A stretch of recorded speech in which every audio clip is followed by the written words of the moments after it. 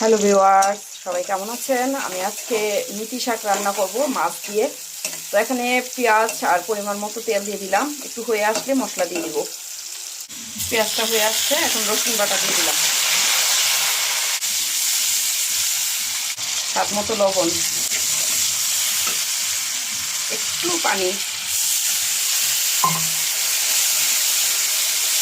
Half চা চামচ ধনিয়ার গুঁড়া, হাফ চা চামচ হলুদের গুঁড়া, হাফ চা চামচ থেকেও কম লাল মরিচের গুঁড়া। এটা স্বাদ মতো, ডালটা যার যার পছন্দ। এখন ভালোভাবে নেড়ে চেড়ে একটু কষিয়ে নিচ্ছি। একটু পানি দিয়ে দিব। আমি তেলাপিয়া মাছ দিয়ে রান্না করব।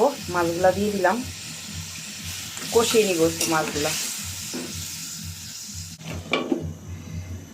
মাছটা কষিয়ে নিয়েছি, এখন শাকটা দিয়ে দিব।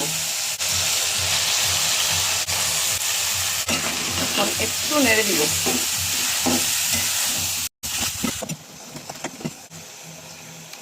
একটু টেস্টিং সল্ট দিয়ে দিলাম সামান্য। এখন নেড়ে ছেড়ে ঢাকনা দিয়ে দিব। অল্প একটু পানি দিয়ে দিলাম, ঢেকে দিলাম।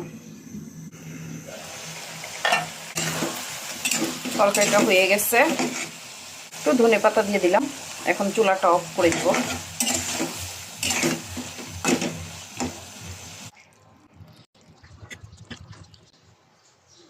আলহামদুলিল্লাহ, তরকারিটা কিন্তু রেডি। আর মেথি শাক দিয়ে অসম্ভব মজার হয়। সবাই ভালো থাকবেন। আল্লাহ হাফেজ।